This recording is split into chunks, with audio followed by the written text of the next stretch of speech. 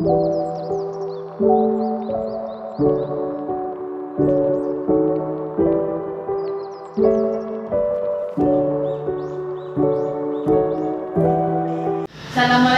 Bapak, Ibu, selamat pagi. Waalaikumsalam, selamat pagi.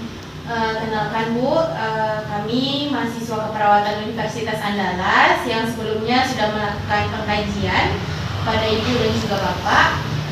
Jadi sesuai janji kita kemarin, hari ini kita akan memberikan edukasi dan pendidikan kesehatan kepada keluarga mengenai penyakit yang sedang Bapak derita saat ini.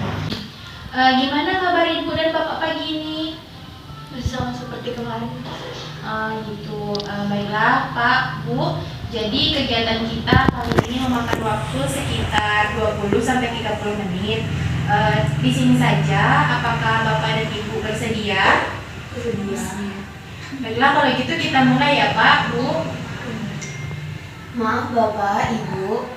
Biasanya jika Bapak dan Ibu pergi ke pelayanan kesehatan itu kapan saja dilakukannya dan bersama siapa? Biasanya saya pergi ke pelayanan kesehatan itu ketika penyakit saya sudah parah.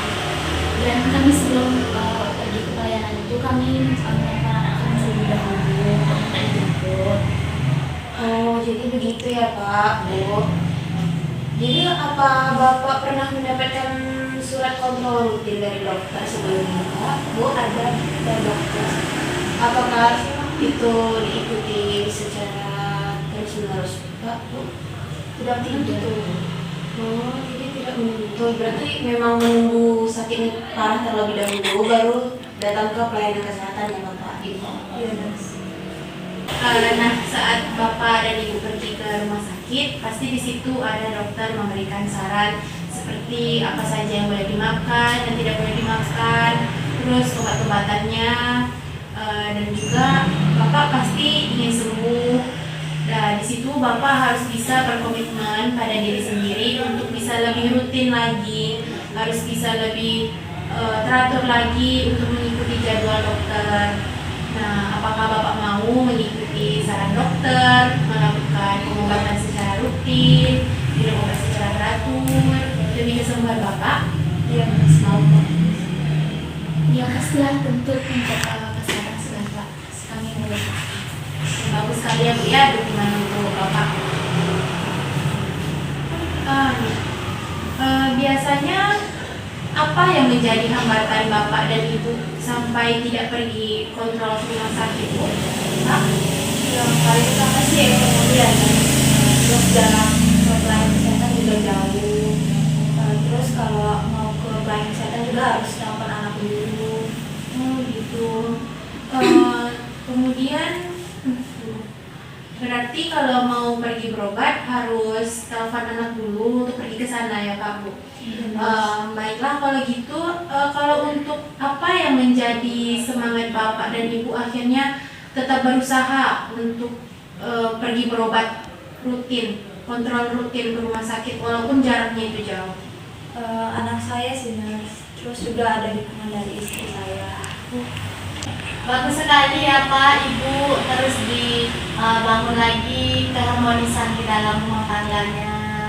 Terus juga anak-anak harapannya bukan cuma kalau Bapak sedang sakit saja ke sini, mungkin sekali seminggu atau sekali sebulan, kalau tidak sekali sebulan mengunjungi Bapak sama Ibu di sini. Karena kan kalau ketemu anak-anak, ketemu cucu, sedikit banyaknya penyakit juga berkurang rasanya.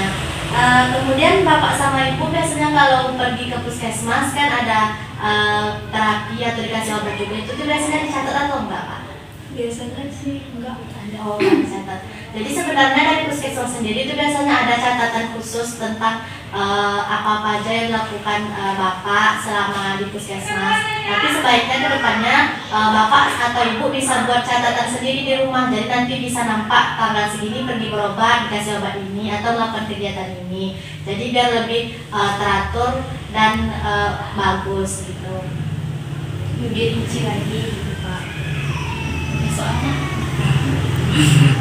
Nah Pak, Bu, untuk penyakit TMI ini sendiri perlu dilakukan cek gula darah secara teratur.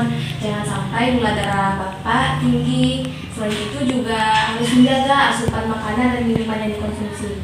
Nah, untuk itu perlu dukungan keluarga, dukungan ibu, dukungan anak untuk membantu menjaga makanan dan minuman serta mengingatkan untuk cek keluar darah secara teratur. Jadi Bapak harus melakukan pemeriksaan rutin ya Pak Ibu, karena banyak sekali manfaat dari pemeriksaan rutin. Yang pertama yang pasti itu adalah mengurangi biaya pengobatan, karena dengan pemeriksaan rutin kita dapat segera melakukan tindakan pencegahan. Untuk manfaat lainnya yaitu Bapak bisa mencegah terjadinya komplikasi dengan pemeriksaan rutin ya Bapak, seperti mencegah luka atau ulkus, karena kaki Bapak sudah sakit-sakit ya kan. Kita kalau pemeriksaan rutin dapat mencegah hal tersebut Bapak. Selanjutnya Ibu, Bapak, Ibu harus memantau Bapak dalam meminum obat, dan juga Ibu harus mengingatkan Bapak untuk tidak lupa meminum obat. Nah, pemantauan obat ini harus dilakukan setiap hari ya Bu, Pak. Selanjutnya Pak, Ibu, misalnya Ibu dan Bapak ada keluhan seperti kesemutan, pandangan kabur, atau gejala lainnya, Bapak dan Ibu harus segera pergi ke puskesmas atau rumah sakit terdekat.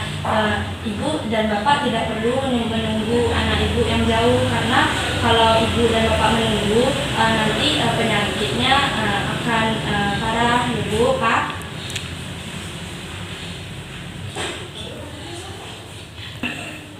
Baiklah Pak, Bu, mungkin ini edukasi dan pendidikan kesehatan dari kami hari ini. Apakah ada yang ingin Bapak dan Ibu tanyakan terlebih dahulu? Mungkin cukup jelas ya Pak, Bu, edukasi yang sudah diberikan tadi, apa saja yang harus dilakukan oleh Bapak dan juga Ibu.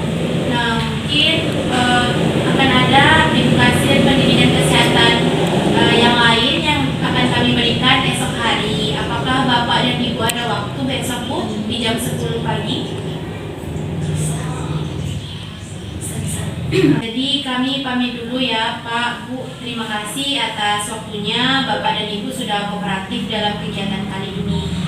Kalau gitu saya tutup. Assalamualaikum warahmatullahi wabarakatuh. Waalaikumsalam warahmatullahi wabarakatuh. Assalamualaikum, selamat pagi Ibu, Bapak. Selamat pagi. Baik Bapak, kami mahasiswa dari Fakultas Keperawatan. Sesuai janji kita kemarin, kami akan memberikan edukasi lanjutan dan pendidikan kesehatan lanjutan. Bagaimana keadaan Bapak dan Ibu pada pagi hari ini? Ya, seperti biasa. Iya, terlihat. Baik, seperti biasa ya Bapak. Baik Bapak, kami akan memberikan edukasi dan pendidikan kesehatan lanjutan. Kami akan meminta waktu Bapak dan Ibu sekitar 10-20 menit. Apakah Bapak dan Ibu bersedia? Baik, kita mulai ya Pak, Bu.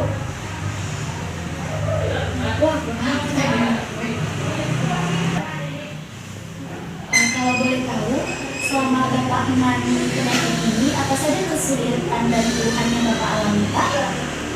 Ya, kaki saya sakit. Tadi pagi juga bangun sakit, jam bangun juga sakit. Berarti aktivitas sehari-hari Bapak terganggu ya Pak? Kadang sakit kan nggak bisa ngapain, kadang nonton TV aja, nggak bisa bantu-bantu istri. Baik Bapak dan Ibu, nah kan sekarang saat ini Bapak sedang dalam pengobatan. Nah, bagaimana harapan Bapak dan Ibu ke depannya mengenai pengobatan ini? Ya, harapannya saya bisa melakukan aktivitas ya, kalau saya tahu kan penyakit ini, kalau tahu kan kapan bisa sembuh atau nggak bisa sembuh, kalau tahu kan.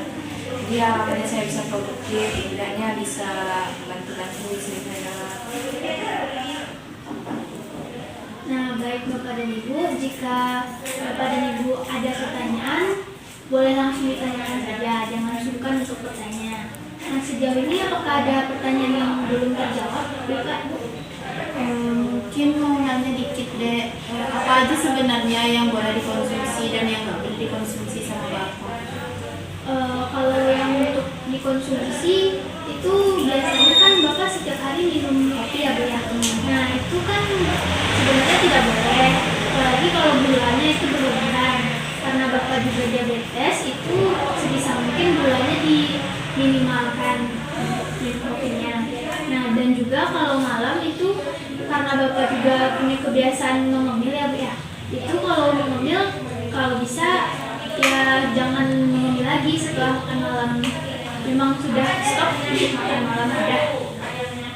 Dengar tuh Pak. Iya. Baik Ibu, di sini kami selalu akan memberikan saran dan masukan untuk Bapak untuk kesehatan kedepannya. Nah, jadi jika Bapak tidak menyetujui saran yang kami berikan, Bapak bisa menyangkalnya. Apakah Bapak dan Ibu bisa menerima saran yang kami berikan tadi Bu? Pak? Bisa. Nanti saya akan atur lagi pola makan Bapak. Baik, agar pengobatan berjalan dengan lancar, kemudian apabila Bapak dan Ibu memiliki keluhan dan kami tidak bisa 24 jam berada di dekat Bapak dan Ibu, mungkin Bapak dan Ibu bisa menggunakan sosial media atau internet untuk melihat mengenai program lanjutannya, mengenai apa yang boleh makan atau tidak seperti yang Ibu tanyakan tadi. Kemudian jika Ibu tidak mengerti atau Bapak tidak mengerti internet, Ibu bisa menelpon kepada anaknya dan meminta tolong anaknya untuk memberikan penjelasan lebih lanjut. Dan nanti saya hubungi anak saya. Nah, baik Ibu, Pak, sedikit banyak yang dijelaskan oleh teman-teman saya tadi. Apabila Ibu dan Bapak ingin mempelajarinya lebih lanjut, Ibu dan Bapak silahkan bertanya kepada kami.